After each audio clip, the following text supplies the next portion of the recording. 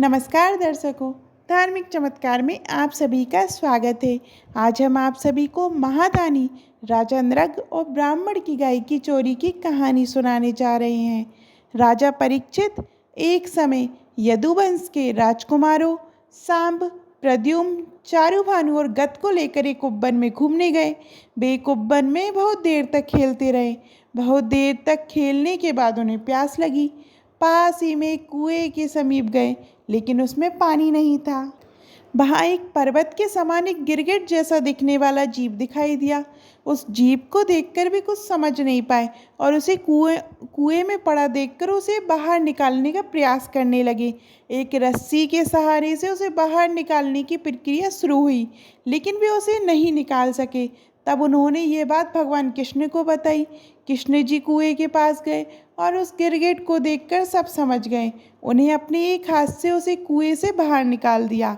भगवान श्री कृष्ण के कर कमलों से उसका उद्धार हो गया। वह स्वर्ण के समान कांति लिए एक देवता के रूप में प्रकट हो गए।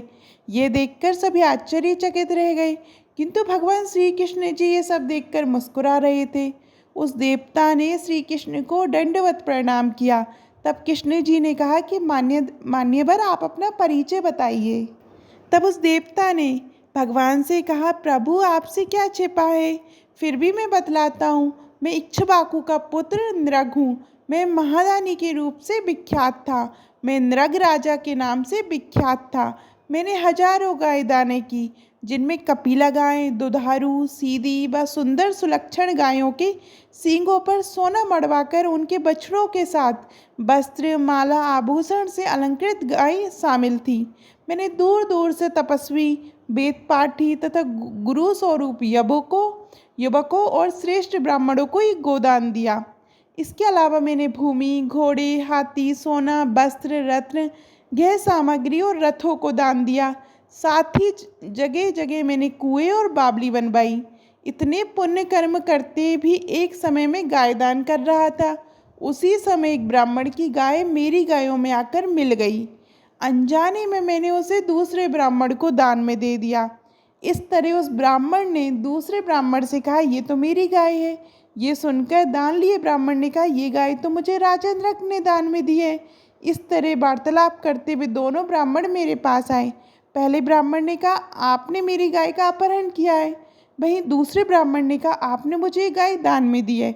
मैंने दोनों से क्षमा मांगी और दान लिए जाने वाले ब्राह्मण से प्रार्थना की, आप ये गाय इन ब्राह्मण देवता को दे दे, बदले में मैं आपको 1,00,000 श्रेष्ठ गाय दे दूंगा। किंतु वह नहीं माने। फिर मैंने पहले वाले ब्राह्मण से भी यही आग्रह किया। ब्राह्मण देवता, मुझसे अनजाने में ये पाप हो गया। अब आप ही मुझे नरक में जाने से बचा सकते हैं। गाय के स्वामी ब्राह्मण ने कहा, नहीं, मुझे तो यही गाय चाहिए।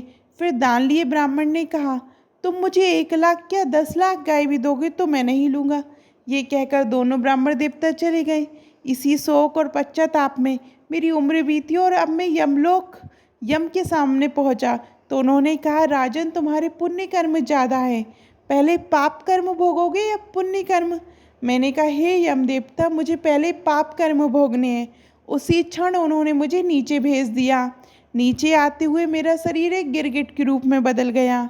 आज आपके कर कमलों द्वारा मेरा उद्धार हो गया।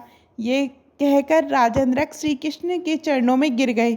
भगवान के चरणों में बैठकर वे भगवान श्री कृष्ण का गुणगान करने लगे। कुछ देर बाद एक विमान आया।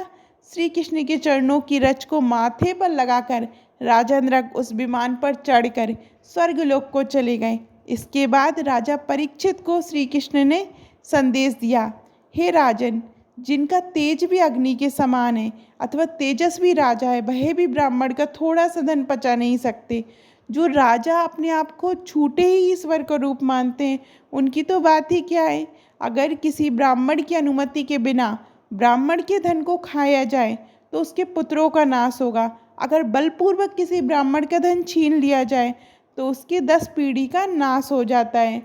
आपको ये कहानी कैसी लगी, कमेंट में ज़रूर बताइएगा। और अभी तक आपने हमारे चैनल धार्मिक चमत्कार को सब्सक्राइब नहीं किया है तो सब्सक्राइब करिएगा। धन्यवाद।